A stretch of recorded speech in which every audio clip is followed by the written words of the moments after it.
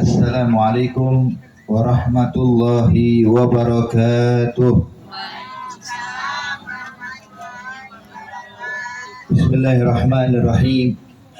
Alhamdulillahi rabbil alamin. Allahumma salli wa sallim ala sayyidina Muhammad wa ala ali sayyidina Muhammad. Nawayna ta'alluma wa ta'lim, tadhakkura wa tazkir, wa naf'a wal intifa' والإفادة والاستفادة والحث على التمسك بكتاب الله وسنة رسول الله ودعاء إلى الهدى والدلالة على الخير ابتغاء وجه الله ومرضاته وقربه وثوابه سبحانه وتعالى. قال المؤلف الإمام الحبيب عبد الله بن علي الحداد في كتابه رسالة المعاونة نفع الله به وبعلومه وبعلوم سائر الصالحين بدارين آمين. قال فصل: وعليك بإقراء السلام على كل من تعرفه ومن لا تعرفه من المسلمين، وإذا سلمت على أحد منهم فلم يرد عليك فلا تسيء به الظن وقل لعله لم يسمع أو لعله رد فلم يسمع. دخلت بيتك فسلم على أهلك، وإذا دخلت مسجدا أو بيتا وليس فيه أحد فقل السلام علينا وعلى عباد الله الصالحين. وإذا لقيت مسلما فاجتهد أن تبدأه بالسلام قبل أن يسلم عليك.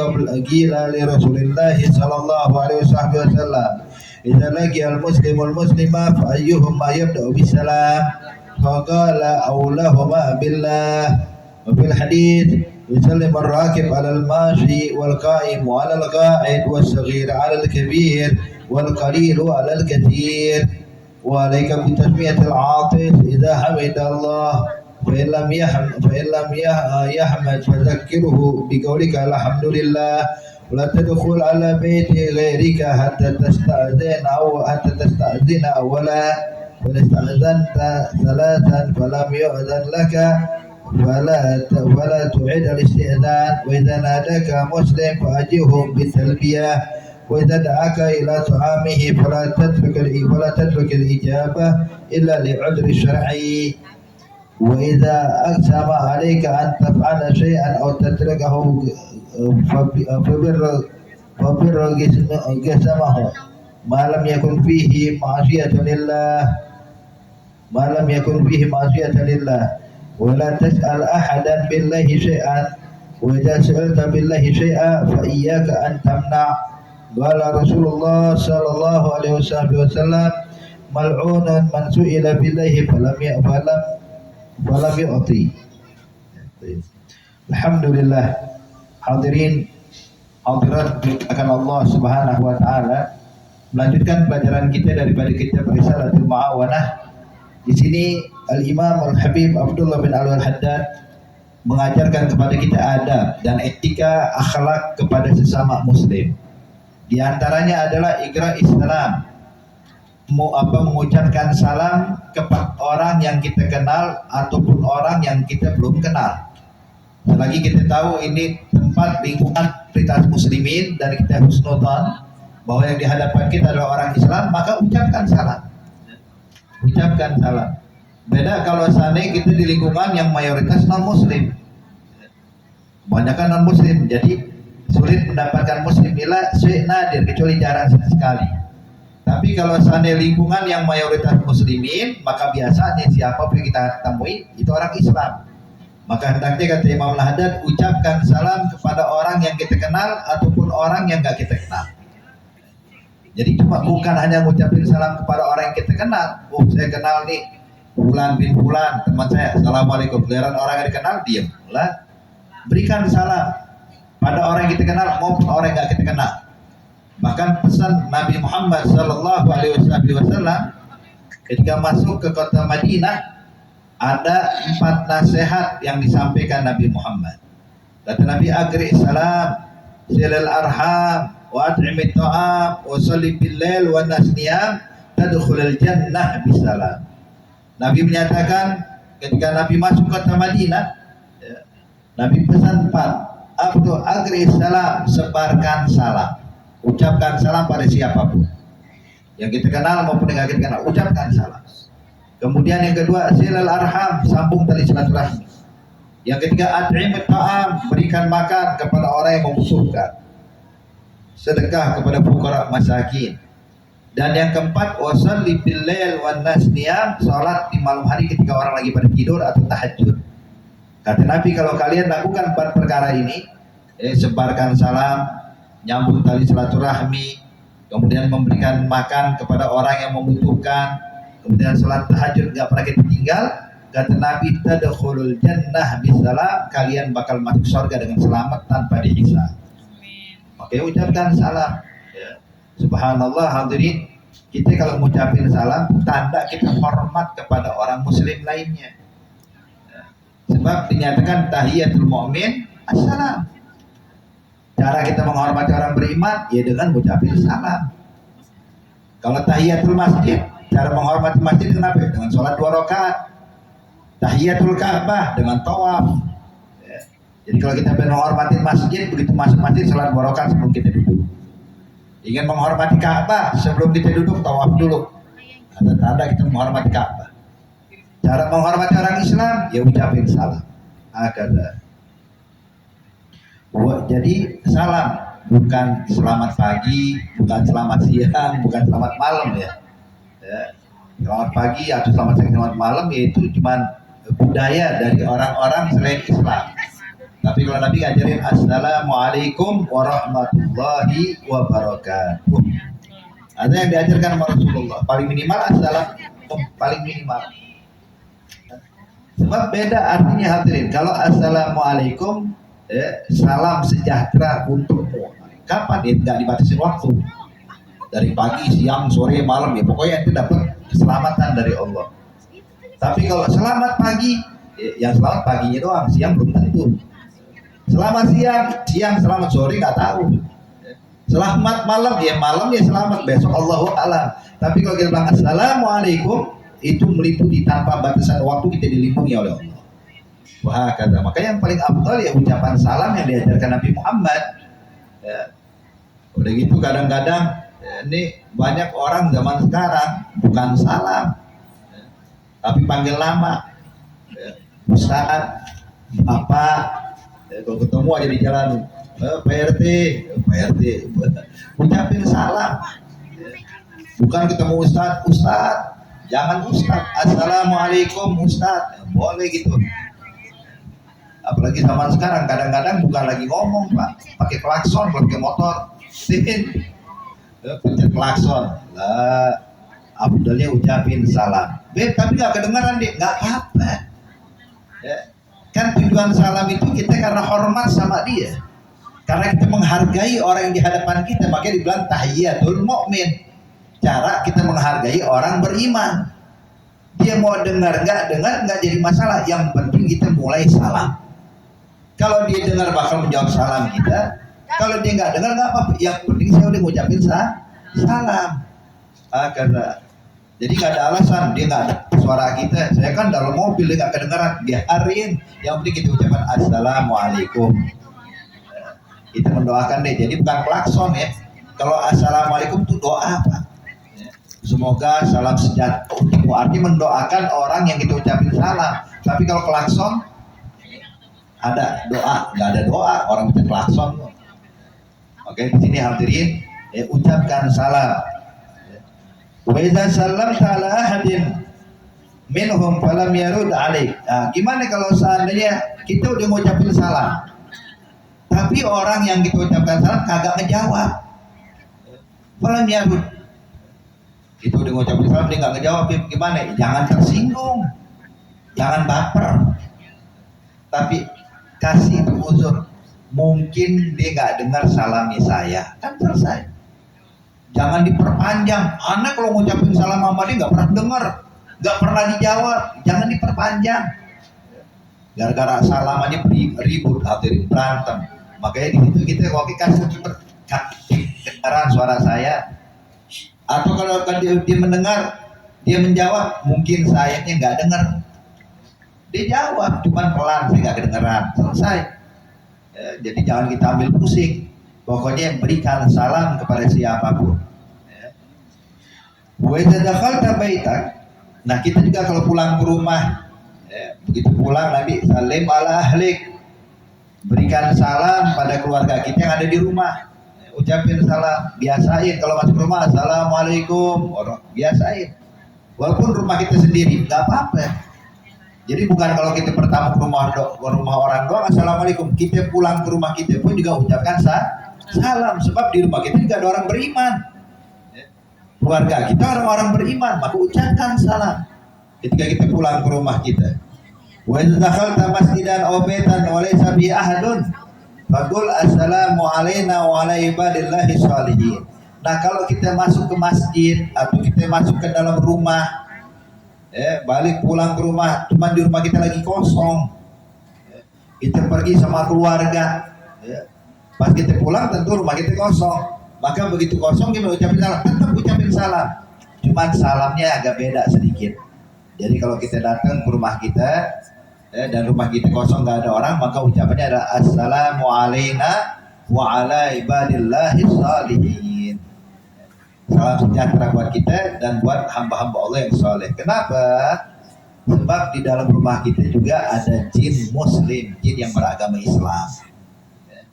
Ada.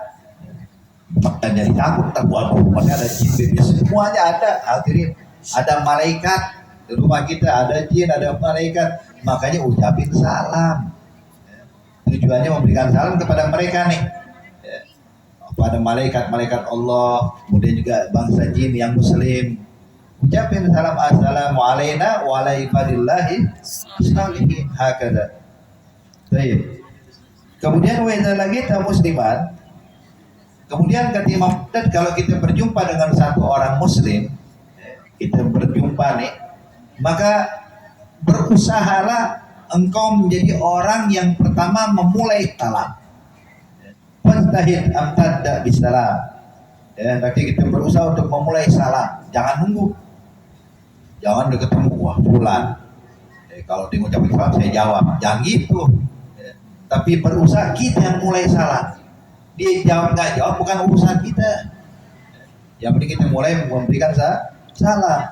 Sebagaimana Nabi perintah, ya Rasulullah, jikalau kita seorang muslim berjumpa muslim lainnya, maka siapa yang paling pantas memulai salam?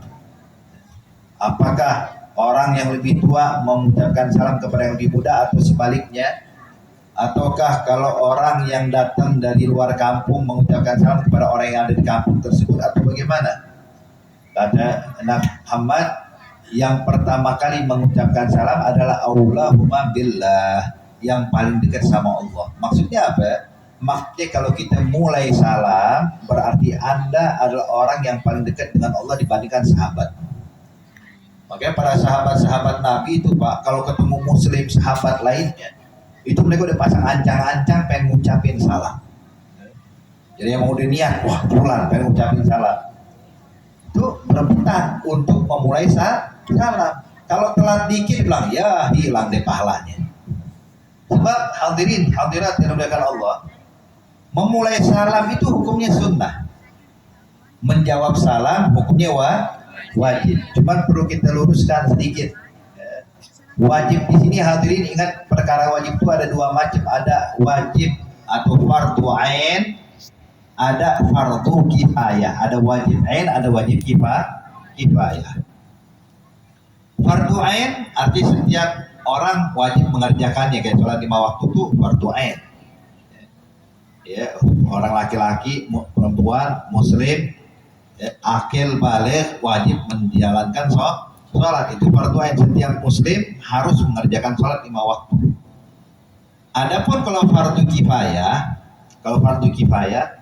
kalau salah satu aja mengerjakan, maka gugurlah kewajiban bagi yang lain. Kayak khutbah Jumat Pak, khutbah Jumat fardu ain apa fardu kifayah? Fardu kifayah cukup ustaz aja yang naik, jangan semua jamaah naik ke mimbar dan gantian ustaz turun saya naik lagi, ustaz turun naik lagi. Jadi kapan kelarnya sholat Jumat? Khutbah Jumat itu fardu kifayah, artinya ada satu orang jadi khatib, yang lain dengerin cukup. Jangan berebutan jadi khatib ntar, iya kan? Kemudian juga sholat jenazah fardu kifayah. Makanya kadang-kadang ada jenazah di lingkungan kita yang nyolatin nggak semua orang kampung kita. Ada yang ikut nyolatin, ada yang nggak nyolatin, nggak apa. Jadi walaupun cuma satu orang Beb yang nyolatin cukup gugur kewajiban bagi yang lain. Cuma kita pengen mendapatkan pahala, makanya walaupun ada jenazah semuanya ikut nyolatin biar dapat pahala. Tapi intinya sholat jenazah hukumnya fardu kifayah. Mandiin mayit fardu kifayah. Jangan semua orang pengen ikut mandiin sekampung. Ya. Ada orang-orang khusus yang akan mandiin jenazah fardu kifayah. Jelas ya. Nah, hadirin hadirat yang dimuliakan Allah, kalau kita udah bisa membedakan apa itu fardu ain, apa itu fardu kifayah, maka di sini kita bakal jelaskan. Menjawab salam hukumnya wajib. Cuma pertanyaan apakah fardu ain apa fardu kifayah? Apakah wajib ainnya atau wajib kifayah? Jawabannya adalah kalau kita sendiri maka hukumnya jadi wajib ain atau fardu ain. Jadi kalau kita berdua ketemu atau sahabat kita, Assalamualaikum, dan gak ada orang lain kecuali cuma saya, maka sekarang saya wajib menjawab dan ini hukumnya fardu ain bagi saya. Kenapa? Nggak ada muslim lain. Tapi kalau saya jalan sama rombongan, 2 orang, 3 orang, berempat, tentu ada satu orang ucapin Assalamualaikum, ngucapin salam ke rombongan kita yang 4 orang ini, maka itu hukumnya berubah jadi fardu kifayah. Artinya kalau salah satu menjawab, maka itulah kewajiban bagi yang lain. Ya, seperti saya tadi mulai majelis, saya mengucapkan salam, Assalamualaikum warahmatullahi wabarakatuh. Ini kan ada yang jawab, ada yang enggak. Gimana Beb? Ya, enggak jadi masalah. Sebab menjawab salam dalam khalayak ramai kayak gini hukumnya fardu kifayah. Ya. Jadi kalau saya ngucapin salam, semua cuman diem aja, kecuali Ustadz Budi doang yang jawab salam. Waalaikumsalam, yang lain diem. Gimana Beb, dosa enggak? Ya enggak dosa. Cuma jangan gitu juga kali ya. Kasihan Ustadz mau ceramah, Assalamualaikum warahmatullahi wabarakatuh, sibuk ngobrol semua, jangan. Ya. Oke, di sini walaupun dia hukumnya fardu kifayah, tapi tetap sebaiknya kita menjawab salam. Jadi jelas kalau sendiri hukumnya jadi fardu ain, kalau halayak ramai hukumnya jadi fardu kifayah. Baik.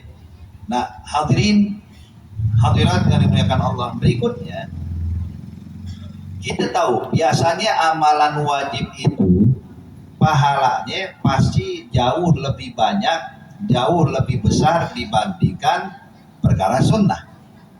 Sholat zuhur sama sholat qobliyah zuhur, mana yang lebih banyak pahalanya? Sholat fardu zuhur. Sholat fardu asar sama sholat qobliyatul asar, mana yang lebih banyak pahalanya? Sholat fardu asar. Sholat fardu maghrib sama sholat ba'diyah maghrib, mana yang lebih banyak pahalanya? Sholat fardul maghrib. Jadi yang wajib itu pahalanya jauh lebih banyak dibandingkan amal sunnah. Puasa Ramadan sama puasa Senin Kamis, banyakkan mana pahalanya? Puasa Ramadan. Zakat sama sedekah, banyakkan mana pahalanya? Zakat. Kenapa? Zakat wajib. Jadi biasanya memang perkara wajib itu pahalanya jauh lebih banyak dibandingkan pahala sunnah. Namun hadirin, ada beberapa amalan perkara sunnahnya lebih afdal dibandingkan yang wajib. Yang sunnah lebih afdal dari yang wajib, pahalanya banyakkan yang sunnah. Apa itu? Kayak ini, memulai salam hukumnya sunnah, menjawab salam hukumnya wajib. Tapi mana yang lebih afdal? Yang paling afdal yang memulai salam. Oke kan tadi Nabi bilang siapa yang paling duluan ngucapin salam ya Nabi? Kata Nabi Allahumma billah, yang sama Allah. Makanya di sini yang paling sama Allah bukan Ustadz harus mulai ngucapin salam dibandingkan kita lah.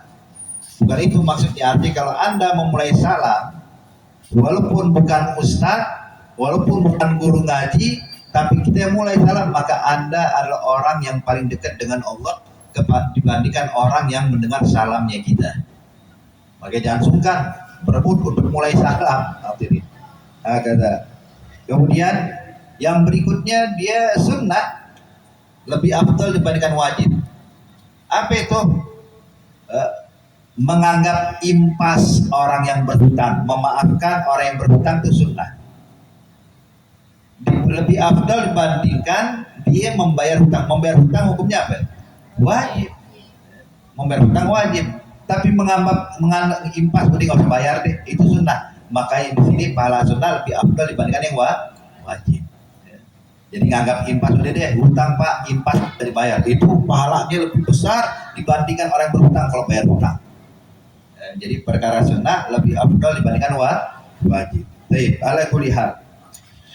Kemudian memang adabnya Nabi juga ngajarin hadirin. Tadi kita bilang kan pokoknya kata Rasulullah, yang paling dekat dengan Allah maka dialah yang bakal memulai salam. Cuman memang etika dan adabnya, kalau kita berkendara maka ucapkan salam kepada yang tidak berkendara. Kita lagi naik motor, ada orang lagi jalan kaki. Nah kita pas lagi naik motor lewat orang berjalan kaki, assalamualaikum, ada sunnah. Itu adab. Jadi adabnya naik kendaraan, ngucapin salam kepada yang tidak naik kendaraan.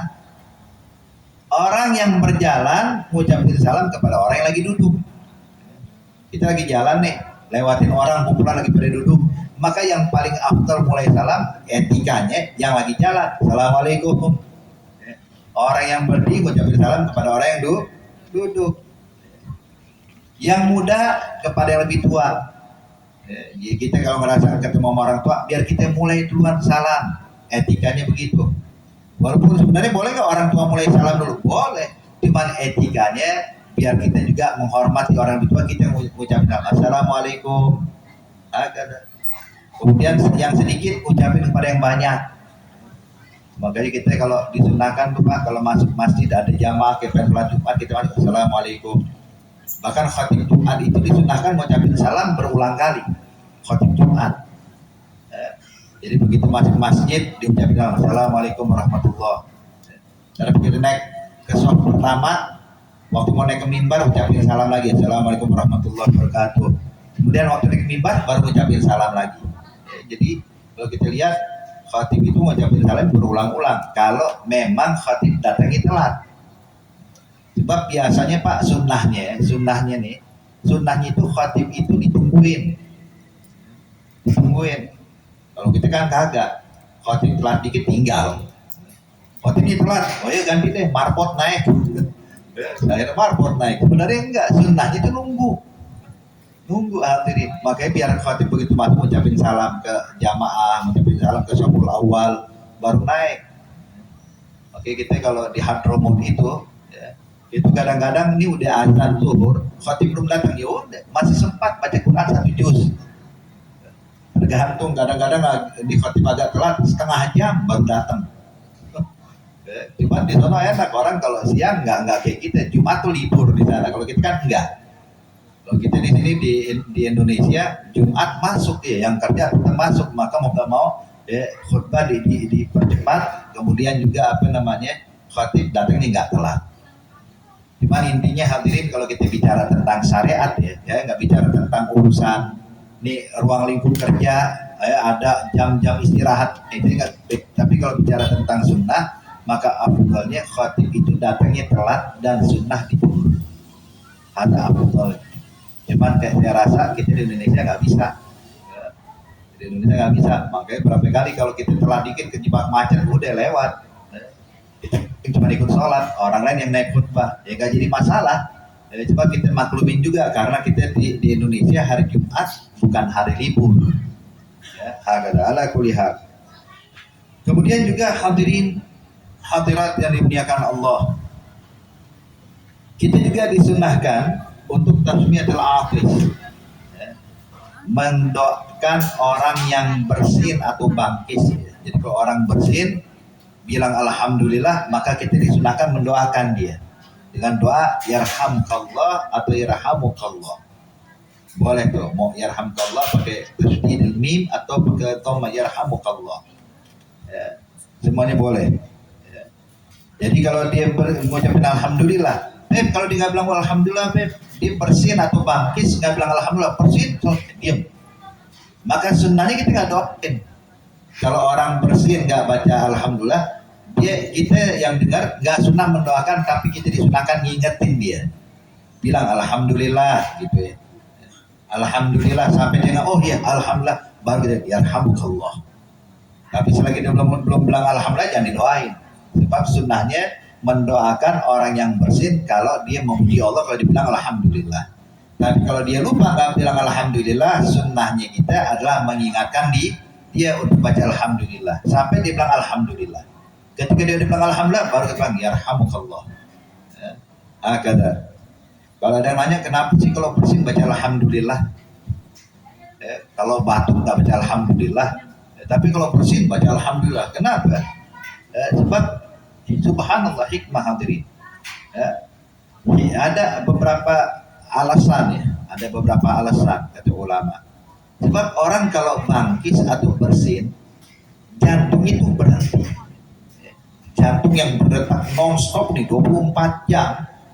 Seusia kita Pak, itu jantung tuh nggak ada kata liburnya. Hatta kita lagi tidur tetap kerja dia memompa darah. Nah subhanallah begitu orang bangkis atau bersin berhenti dia, berhenti. Seakan-akan ada jeda istirahat. Jadi nggak kerja atau nggak ada istirahatnya dia. Maka kita mengucapkan alhamdulillah artinya kita bersyukur nih jantung yang biasa kerja nonstop ada waktu istirahatnya. Dalam pendapat hikmah yang lain hadirin ya, ketika orang bangkis jantung berhenti. Kenapa kita mengucapkan alhamdulillah? Sebab kita mengucapkan kita masih hidup, habis bersin tetap lagi dia. Alhamdulillah masih hidup. Sebab kalau berhenti terus gawat. Bersin habisnya berhenti, nggak bergerak lagi jam, meninggal kita. Makanya pas habis bersin dia bergerak lagi, dia bilang alhamdulillah. Maka itu alasannya. Maka ketika dia mengucapkan alhamdulillah, maka kita doakan yarhamukallah atau yarhamkallah. Dan disunnahkan bagi orang yang doain balik. Maka itu indahnya Islam. Jadi kalau orang baik sama kita tidak jadi berbaik juga sama dia. Kalau dia mendoakan kita doakan juga baik buat dia. Jadi waktu dia bilang yarhamukallah, kita bilang yahdikumullah. Ya, yahdikumullah. Semoga Allah memberikan hidayah untukmu. Wahakadha. Baik. Kemudian juga diajarkan adab di sini. Kalau kita masuk ke rumah orang lain, maka jangan masuk sampai diizinkan. Jangan main masuk nyolok nong aja. Nggak apa-apa, saya tahu nih teman saya masuk, jangan. La tadkhulu baitan hatta tasta'nisu. Sampai kita dapat izin dari pemilik rumah. Bahkan adabnya Pak, kita kalau bertamu ke rumah orang, pintu rumahnya ketutup, maka kita ketuk pintunya jangan ngadep ke arah pintu, tapi kita miring. Jadi saat dia buka pintu kita nggak bakal lihat isi rumahnya. Jangan kita ketuk. Kadang-kadang ketuk itu mengintip lagi. Lihat mana orangnya lah, ada haram. Haram ngintip hadirin. Nggak dibenarkan. Jadi dalam adab itu Pak, kalau kita ketuk pintu, maka kita miringin badan kita. Sekiranya waktu pemilik rumah buka pintu, kita nggak tahu apa isi rumahnya. Sebab mungkin dia ada mau ditutupin, ada yang mau tidak diperlihatkan pada orang lain. Jadi kita hormati. Jadi ini adab etikanya. Jadi jangan masuk ke rumah orang sampai kita dapat izin. Kalau diizinin baru masuk. Kalau nggak diizinin, jangan masuk. Jangan masuk. Terus jangan pakai ntar komentar. Orang pelit bukan main. Kita mau masuk kagak dikasih. Jangan maklumin. Mungkin dia ada sesuatu yang malu kalau terlihat sama orang. Nggak nyaman kalau dilihat sama orang. Maklumin. Mungkin rumahnya lagi berantakan kali. Mungkin rumahnya lagi kotor, nggak nyaman kalau tamu lihat, ntar jadi omongan, udah maklumin. Jangan ntar kita, aneh dia tamu ke rumah dia, walah disuruh masuk, dihadapin di luar rumah doang, kita sama dia, lah biarin hadirin. Pokoknya kita pakai adab, adabnya itu jangan masuk ke rumah orang sampai kita mendapatkan izin. Kalau diizinin masuk, kalau nggak diizinin ya udah. Bahkan kata Imam Al-Haddad di sini, ucapkan salam sebanyak 3 kali. Assalamualaikum warahmatullahi wabarakatuh. Assalamualaikum sampai 3 kali. Nggak ada jawaban, pulang. Jangan kita gedor-gedor. Assalamualaikum. Jangan. Jadi 3 kali. Kata itu sebagaimana pernah Rasulullah Shallallahu Alaihi Wasallam ketika sedang berjalan membawa duit 2 dirham. Nabi ini punya hajat, ada 1 dirham untuk melunaskan hutangnya, 1 dirham untuk membeli hajat di pasar. pas lagi jalan Nabi Muhammad lihat ada budak perempuan masih kecil, anak-anak nangis. Maka Nabi dengan rahmatnya dan kasih sayangnya, Nabi tegur nih budak perempuan, budak anak perempuan ini. Kata Rasulullah, "Kal mayyubkiki ya fulan, apa yang buat ente menangis ya fulan?" Dan bilang, "Ya Rasulullah, saya disuruh majikan saya belanja di pasar. Cuman pas nyampe sini duit saya hilang. Saya khawatir kalau seandainya pulang tangan kosong diomelin sama majikan." Kata Nabi, "Berapa? 1 dirham ya Rasulullah." Maka Nabi ambil 1 dirham nih, ambil. Ya. Jadi Nabi 1 dirham yang tadi pengen buat beli hajat dikasih kepada itu. Tinggal 1 dirham buat bayar hutang. Kata Nabi, "Belikan hajat majikanmu, bawa pulang ke rumah." Senang nih budak perempuan. "Terima kasih ya Rasulullah." Berangkat ke pasar. Nabi juga pergi ke pasar. Ngapain Nabi? Tinggal 1 dirham, pengen melunaskan hutang. Setelah Nabi udah beres urusannya melunaskan hutang, pas arah pulang ketemu nih budak perempuan lagi, udah bawa belanjaan, cuman kagak pulang, nungguin Nabi. Kata Rasulullah, "Kenapa nggak pulang ya fulana?" Dibilang Nabi, "Saya ini disuruh dari tadi. Ini walaupun saya pulang sekarang, tetap pulang bakal diomelin sama majikan saya. Kenapa? Terlambat." Kata Rasulullah, "Memang di mana ya rumah majikanmu?" Dibilang, "Di arah sana." Kata Nabi, "Udah aneh anterin."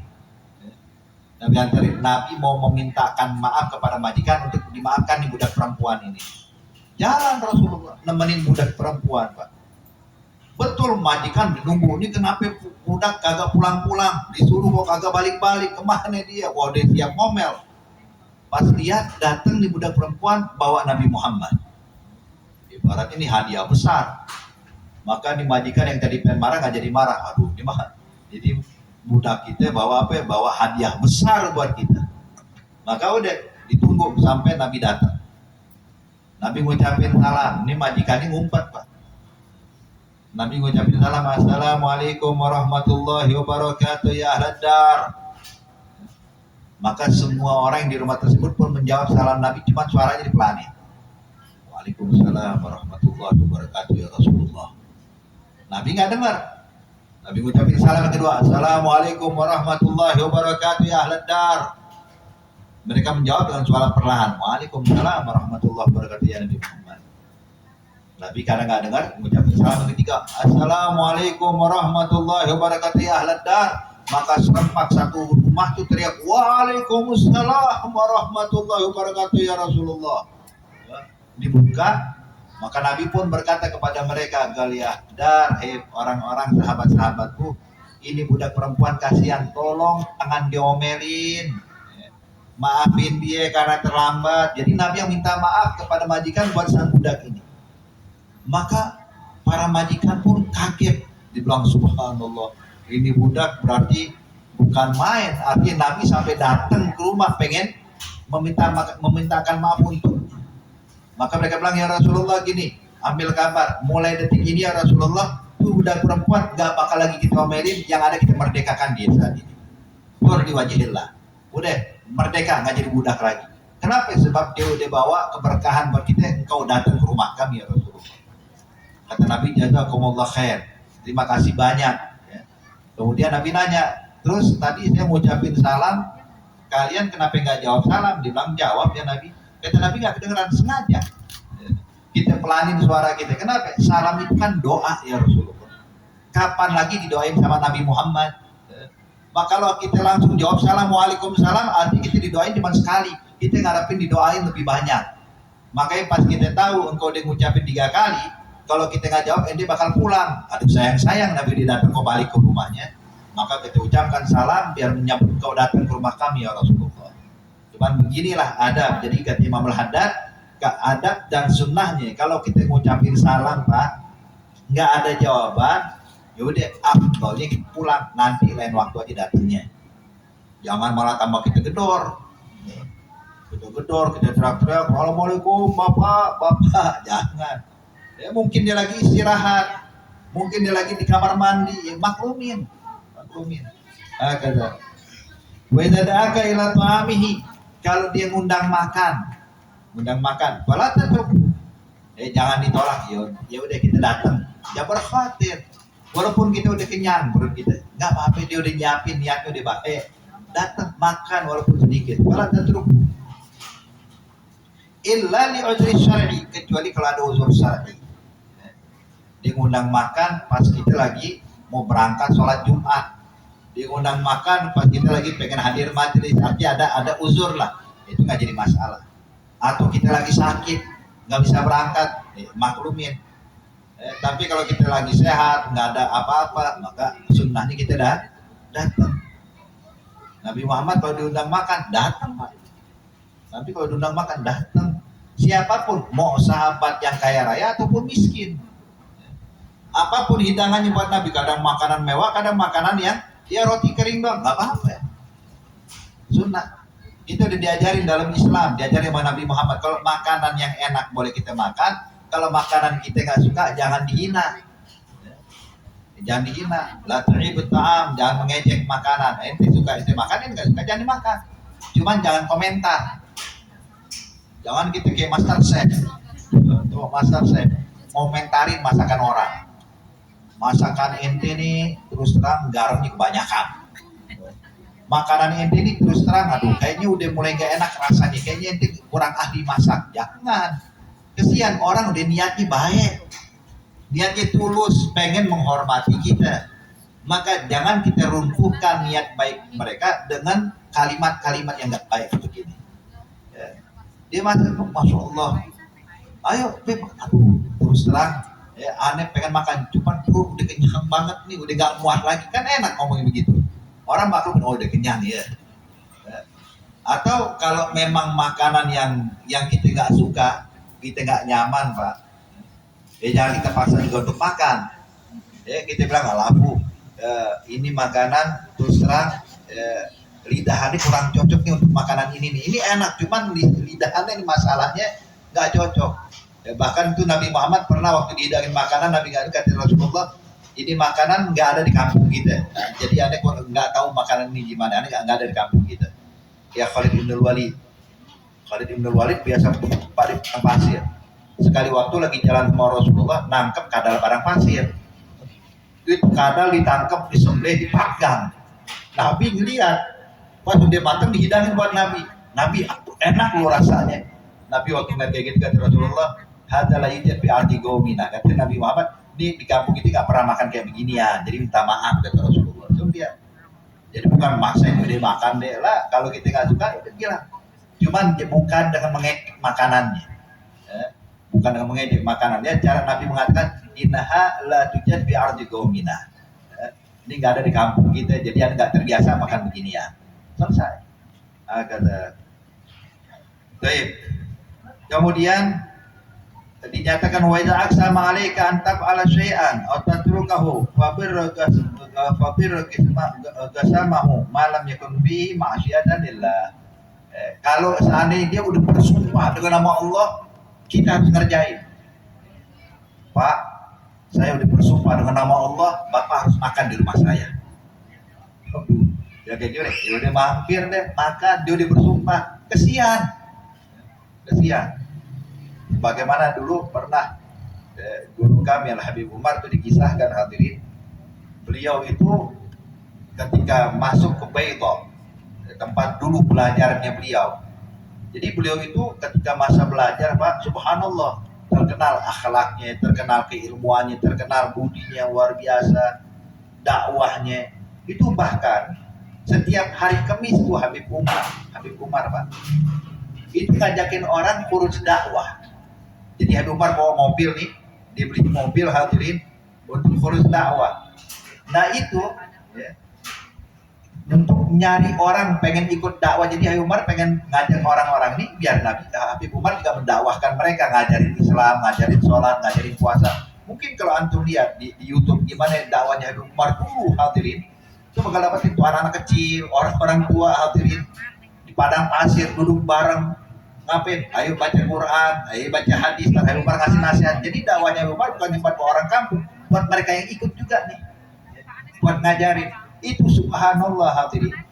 Orang yang cerita nih, orang yang dulu nemenin Habib Umar. Itu Habib Umar kalau hari Kamis bawa mobil kemana? Ke pasar. Itu ngajakin orang biar ikut nih khurus dakwah. Pergi dakwah dengan Habib Umar Pak. Bukan nyari, ayo ada mau ikut nggak? Ya. Cuma direct, ayo maafin Hafid, ayo bareng bin Hafid, ini Habib Umar. Itu sementara mobil penuh, ya. Mobil penuh, rame kan, ikut bareng Habib Umar bin Hafid. Ya. Mobil-mobil bak itu full bang, berangkat. Habib Umar sendiri yang bawa. Ini orang pada ikut semuanya. Nginep, masuk ke pelosok, ke daerah ngajarin orang sholat, ngajarin orang wudhu, ngajarin orang baca Quran, kemudian juga ini kerjaan beliau. Ya. Jadi beliau ini sangat disukai dan sangat dicintai sama orang-orang di Beito sana, di kampung Beito.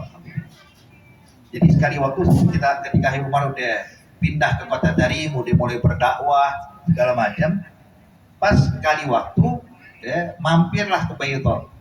Itu orang pas tahu Habib Umar datang, Mbak, banyak orang-orang tuh buka rumahnya minta Habib Umar makan di rumahnya. Ya, sunahnya Nabi datang, nyicipin walaupun sedikit, makan, jabar khawatir, nyenengin orang. Kelar dari situ, Beb, ayo di rumah saya juga udah nyiapin makanan, istri saya udah masak. Dari Allah, ya Allah marhaba, mampir. Udah selesai makan ini, Beb, rumah saya juga udah nyiapin makanan, ya Allah mampir. Sampai benar-benar full tank udah, full ini. Sedikit, cuman berapa rumah hadirin. Sampai satu orang ya, pulang ke rumah, bilang siapin makanan. Kenapa? Aneh mau ngundang Habib Umar bin Habib makan di rumah kita. Istrinya masak langsung. Pas nggak lama lewat rombongan Habib mobil, berhenti deh, berhenti tengah jalan menghadang ke mobil. Mobil berhenti, ini udah telat, urusan banyak, dihentiin. Dia bilang, kalau marhaba Habib Umar, aneh pengen makan lu di rumah nih. Dia bilang, ya pulang udah cukup dari sini kita doain. Dia bilang, lah turun ke rumah makan. Kata Habib Umar, kita udah kenyang, udah makan berapa rumah nih segala macam. Kata sang orang ini nih, saking pengen rumah ini didatengin Habib Umar, dia bilang, ya Habib Umar tuh, wallahi demi Allah, kalau ente gak mampir makan di rumah aneh, istri aneh cerain. Kalau marhaba turun Habib Umar langsung. Kalau enggak urusannya gawat, kesian. Hal seperti ini hadirin lihat. Jadi kalau ada orang bersumpah dengan nama Allah untuk melakukan sesuatu agar kita kerjain atau kita meninggalkan, ya selagi bukan maksiat datangin. Kesian. Berarti dia udah sungguh-sungguh kayak orang kayak begini. Ya. Kalau ente nggak mampir ke rumahnya, aneh cari istri aneh. Sekarang mampir ke rumah. Lihat. Akada ya ahbab. Ya. Faber kata Imam Haddad, faber gasamahu. Ya. Artinya biar dijalankan sumpahnya dia. Biar jangan sampai dia melanggar selagi bukan maksiat. Kalau maksiat jangan dianggap. Ayo saya bersumpah dengan nama Allah agar ini nemenin aneh gosip. Ya jangan mau. Jangan mau, kenapa? Ngajakin maksiat, jangan didengar. Tapi selagi bukan maksiat, apalagi dia udah bersumpah dengan nama Allah, ya kita nurut. Kita nurut. Kemudian wala tas'al dan billah syai'an. Kemudian kita itu kan kali tadi orang bersumpah, nah kita jangan lakuin kayak begitu. Ya. Jangan kalau minta orang tuh maksa dengan pakai sumpah dengan nama Allah. Demi Allah, saya pengen pindah ke rumah nih. Waduh, jangan. Kita ngundang baik-baik, Pak, ayo mampir ke rumah, Beb, ayo mampir ke rumah Ustadz, mampir ke rumah. Jangan pakai sumpah, ntar pakai sumpah. Demi Allah, ya Ustadz, saya udah bersumpah dengan nama Allah, Anda pengen ngundang Ustadz ke rumah. Ini kan jadi wajib. Ya. Jadi wajib tuh Ustadz untuk datang, kesian. Nah kita jangan melakukan itu ya Abang. Tapi kalau ada orang melakukan itu kepada kita, jangan pernah kita tolak. Kalau dia udah ngucapin dengan nama Allah, demi Allah, jangan pernah kita tolak. Nurutin deh, kesian. Kalau nggak dosa dia kalau kita nggak nurutin. Maka wa idza su'ilta billah syai'an fa iyyaka an tamna. Jangan sampai kita menolaknya. Penuhi. Akada. Itu sebagaimana Nabi menyatakan mal'un man su'ila billah falam yu'ti. Ya, akan dilaknat oleh Allah kalau ada orang diminta dengan nama Allah, bersumpah dengan nama Allah meminta kita terus kita nggak ngasih, maka kita akan mendapatkan laknat dari Allah. Nauzubillah min dzalik. Makanya dulu pernah Sayyidina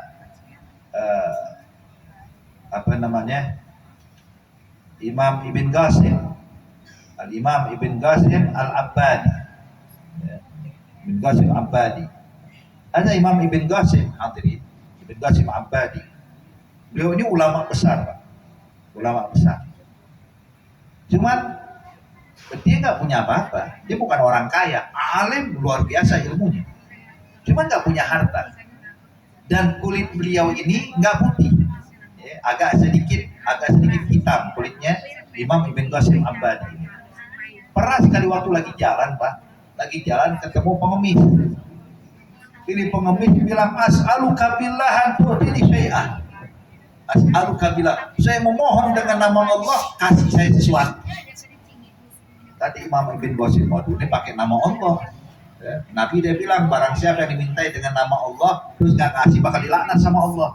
Ibn Qasim bilang, ya bulan, terus terang selagi itu dia minta karena Allah, maka mau nggak mau mesti nurutin apa keinginan ini. Cuma masalahnya saya nggak punya duit, nggak bawa uang sekarang. Cuman saya nggak mau menolak permintaan ente sekarang. Terus gimana dong? Kata Ibn Qasim gini deh, ente bawa saya ke pasar budak. Bawa saya ke pasar budak, jual saya. Jual saya. Orang bakal nganggap saya ini budak, ya, karena kulitnya nggak putih. Jual saya. Nanti dari duit hasil jual saya, ambil berkebutuhan ente. Oh senang nih pengemis. Oh kalau gitu baik, dibawa bener Pak. Dibawa ke pasar budak, subhanallah. Akhirnya dijual laku. Ya. Ini pengemis senang bawa duit, Ibn Qasim jadi budak. Padahal ini ahad kabir, ulama besar hadirin. Subhanallah, yang beli Ibn Qasim ulama lain hadirin. Jadi kalau dulu kan orang nggak kenal muka Pak, cuma kenal nama. Ya. Beda sama orang zaman sekarang, banyak orang kenal muka tapi nggak kenal nama. Mukanya sih ingat tapi namanya nggak tahu. Itu zaman sekarang. Kalau dulu enggak, orang cuma kenal nama tapi nggak kenal muka. Jadi Ibn Qasim pun dibeli, subhanallah, yang beli ulama. Ini ulama punya majelis. Jadi dia butuh orang yang jadi kayak marbotnya lah, urusan majelis, bersihin majelis, ya, jamu tamu, bawain makanan, bawain minuman, udah. Siapa yang dikasih? Ibn Qasim. Ya. Ini alim ngajar, ya, waktu majelis. Ibn Qasim dia bolak balik ya, demi apa? Demi membantu orang pengemis yang lalu itu. Jadi dia tetap pura jadi budak. Cuman subhanallah sekali waktu ini ulama agak bingung menjawab. Ini pertanyaan ini apa jawabannya? Tapi Ibn Qasim bisikin, Tuhan, mungkin jawabannya seperti ini. Ayat Quran ini, hadis Nabi-nya ini, kaget. Bang, ayo sahih kalamah, benar. Waktu begini, masih belum ngeh nih. Cuman beberapa kali baru sadar nih orang alim. Ini kok budak saya pinter banget, dipanggil. Dia bilang, ente ini kok bisa menjawab pertanyaan-pertanyaan yang saya anggap sulit ya? Dia bilang, Ismat Min, siapa namamu? Maka dia jawab, anak Ibn Qasim Ambadi. Kata dia ini, anak Ibn Qasim Ambadi. Kaget nih ulama, Ibn Qasim Ambadi. Ibn Qasim Ambadi sang orang alim itu ulama. Gala naam. Dia bilang, astagfirullah, ya imam, kata ini ulama. Terus terang yang pantas jadi budak tuh saya jadi budaknya ente, bukan ente jadi budak saya. Ente hor diwajilah, itu orang merdeka bukan budak. Maka dia bilang ente merdeka, jadi nggak berusaha merdeka. Tuh di merdeka ini katanya. Saya minta maaf membiarkan kau kerja di sini. Mestinya saya mesti kerja sama engkau ya Ibn Qasim. Cuman asyahid di sini hadirin, kenapa Ibn Qasim melakukan itu? Sebab dia nggak mau menolak orang yang meminta dengan nama Allah. Tuh ya. Oke, kalau ada orang minta kepada kita dengan nama Allah, jangan ditolak, kerjain deh. Kesian kalau nggak dosa. Nah kita jangan kayak begitu. Kita kalau minta bantuan waktu jangan pakai demi Allah saya minta, jangan, kesian. Akhirnya orang dapat laknat terus dari Allah. Wah, kata. Jadi intinya hadirin, hadirat yang dimuliakan Allah, lihat ini adab yang diajarkan oleh Imamul Haddad. Insya Allah kita bisa mengamalkan dan mempraktekkan dalam kehidupan kita. Allah mudahkan dan Allah golongkan kita orang-orang dapat ridha dari Allah. Amin ya rabbal alamin. Al-Fatihah bil-Ghufur wa tamakkusul ma'mul. Yaghfir walidina walidikum amwatina amwatkum muslimin ajmain. Ala hadhihi wa kulli niyatin salihah wa ila hadratin Nabi Muhammadin sallallahu alaihi wasallam. Al-Fatihah. Bismillahirrahmanirrahim.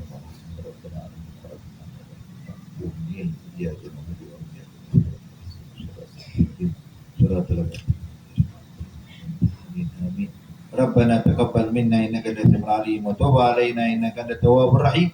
Subhanakallahumma tahiyyatu ya salam wa akhiru da'wahum alhamdulillahi rabbil alamin. Wassalamu alaikum warahmatullahi wabarakatuh.